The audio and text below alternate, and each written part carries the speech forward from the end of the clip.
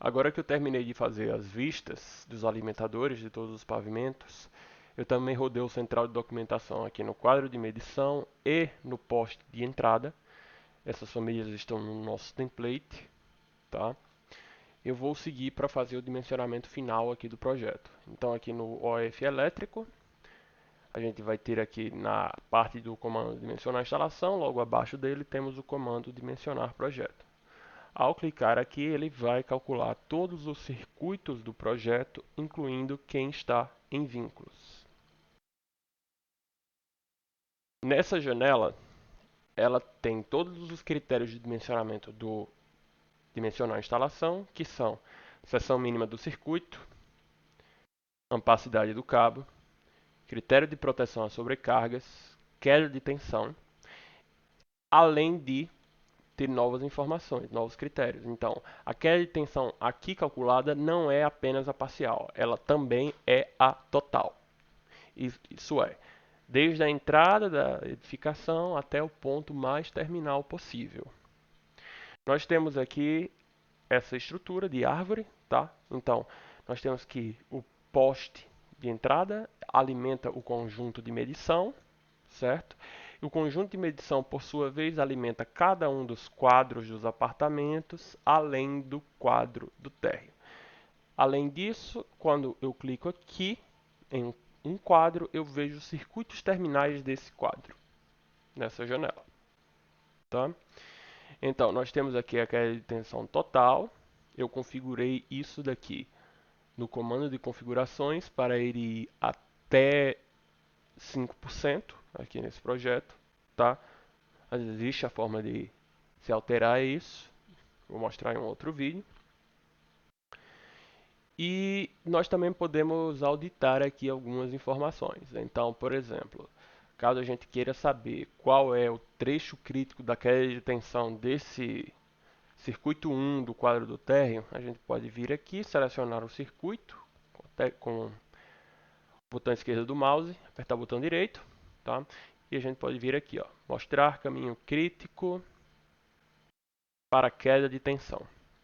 Ele vai selecionar no Revit todos os componentes desse caminho crítico, então, desde a entrada da edificação, chegando no quadro do térreo e indo para os pontos mais terminais aqui. Tá? No caso, é justamente essa luminária daqui. Nós também podemos ver outras informações aqui. Ao clicar com o botão direito, nós podemos ver o caminho crítico do fator de agrupamento. Então, é um trecho que mais tem circuitos passando em seu interior. Okay? Assim como lá no dimensionar a instalação, nós temos aqui no dimensionar projeto o relatório, em que a gente pode verificar algumas informações. Então, aqui a queda de tensão, como passou do limite lá de 4%, de quadro terminal, ele precisou aumentar a seção, saindo da seção mínima de 1,5 para circuito de iluminação e tendo que passar para a seção de 2,5. Além disso, aqui também há os critérios das concessionárias. Então, caso eu queira fazer o cálculo do padrão de entrada dos apartamentos, eu posso vir aqui, vou selecionar o conjunto de medição, e aqui são todos os circuitos terminais dele, né? Então, são quem o conjunto de medição alimenta. E eu vou selecionar todo mundo aqui, excetuando o térreo, vou clicar com o botão direito e vou dimensionar por tabelas de entrada da concessionária. Fazer isso, ele vai dar uma justificativa aqui para a gente na parte do relatório sobre qual categoria da concessionária que foi enquadrado esse quadro, certo?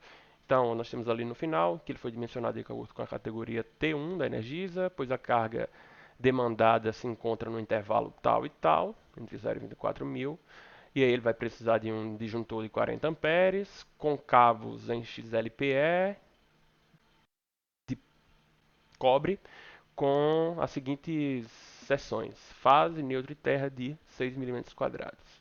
Além disso, a gente pode vir aqui no poste e também fazer o dimensionamento do padrão de entrada do conjunto de medição. Então, caso eu venha aqui no poste, vou selecionar o circuito terminal dele, que no caso é o conjunto de medição, apertar com o botão direito, nós vamos ter a opção de dimensionar o painel de medição pelo critério da área. E a gente pode selecionar todos os quadros que estão sendo alimentados por esse conjunto de medição, e aí a gente vai definir qual é o tipo de carga. Então, do 101 até o 308, a carga aqui é o apartamento, é do tipo do apartamento, tá? A gente tem que, para esse projeto, os apartamentos de final 1, 4, 5 e 8, eles têm aproximadamente 76 metros quadrados.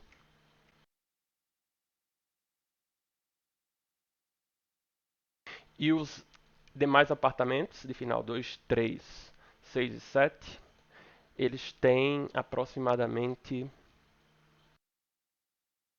74 metros quadrados. Então, caso eu edite aqui, ele vai editar os demais. Vai me dar o relatório de tudo que ele considerou aqui. Então, constituído por dois grupos de unidades com as seguintes características. Então, o primeiro grupo tem 12 unidades de 74 metros quadrados, que resulta no fator de simultaneidade tal, com a carga por unidade de tanto, tá? E o segundo grupo também com 12 unidades de 76 metros quadrados, com esse fator de simultaneidade, que é um valor extraído diretamente das normas da concessionária, tá? No caso aqui é a Energisa, mas as outras concessionárias também são abrangidas e teriam seus valores proporcionais calculados. Teríamos o total aqui. Em seguida teremos a demanda do condomínio, que no caso aqui é o do térreo, que é simplesmente a soma das demandas dos dispositivos alimentados por ele, tá? E aí, por fim, nós temos a seguinte equação aplicada para se determinar a demanda total da edificação. Então, nós temos aqui, para esse caso de demanda puramente residencial da Energisa, que a equação base é essa daqui, 1,3 D1, que é a demanda residencial, como a gente pode ver aqui, mais 1,3 D2, que é a demanda do condomínio, mais a demanda de cargas especiais, que no caso é essa daqui. Essa demanda ela é definida de acordo com a norma da concessionária e o plugin já está atento a ela para fazer os seus cálculos. Além disso, a gente também pode personalizar esses fatores de segurança aqui. Esses valores, os valores padrões, são sempre definidos na concessionária, mas a gente pode vir aqui em personalizar fatores de segurança e aplicar os conceitos, os valores que a gente bem entenda. Tá? Em seguida, ao confirmar essa janela, ele vai pegar essa demanda total calculada, vai buscar qual é a tabela de cálculo do padrão de entrada do conjunto de medição e vai trazer as seções da entrada, e bem como seu respectivo disjuntor. Podemos ver no relatório disso aqui, calculado. Tá? Então, foi dimensionado de acordo com a linha 5 da tabela de dimensionamento da entrada de serviço da edificação de múltiplas unidades consumidoras da Energisa, pois a carga demandada pelo conjunto ficou entre 58 e 75 mil volt ampere, VA. Será utilizado o disjuntor de 7,25 amperes com a seção do fase de 70 mm² e neutro e terra de 35, com isolação em XLPE. Tá? Em seguida, quando a gente confirmar aqui essa janela, o que vai acontecer? O plugin vai editar tanto o documento atual quanto os arquivos vinculados, tá? Para atualizar as informações. Então a gente precisa atualizar as informações da entrada do quadro, tá? Atualizar os diagramas dentro dos vínculos, atualizar também tabela de painel, trazer essas informações de volta para o modelo atual. E caso a gente tenha a situação em que, para um edifício mais alto que aqui do que esse nosso de exemplo, mas para edifícios maiores a gente tem que, quanto mais alto fica o apartamento, maior é a sua queda de tensão. Então um apartamento pode ser igual a outro, porém a sua entrada pode variar graças à queda de tensão. A seção da entrada pode variar graças à queda de tensão. E para isso o plugin faria a duplicata correta do seu tipo de vínculo e aí faria os cálculos de acordo. Então eu estou aqui com a pasta onde contém todos os meus arquivos e quando eu confirmar aqui, ele vai começar a fazer os cálculos dele e a gente vai reparar que Em um dado momento, ele vai fechar o nosso projeto atual para abrir os vínculos, fazer as atualizações neles e voltar e recarregar todos os vínculos aqui no projeto final. Então eu vou adiantar um pouco aqui o vídeo para essa parte, que a gente possa verificar isso, tá? Já está fechando o documento atual. E em seguida eu volto já com essas alterações realizadas. Bom, agora eu já estou com o projeto novamente aberto. Na pasta em que os arquivos estavam salvos, a gente viu que não havia anteriormente arquivos de backup. E como agora existem, isso significa que nós precisamos salvar esse arquivo. Tá? Então, como existem arquivos de backup, isso é uma prova de que foram feitas as devidas alterações e que foram salvas essas alterações nos arquivos. Ok? Então, por essa aula é isso. Até uma próxima.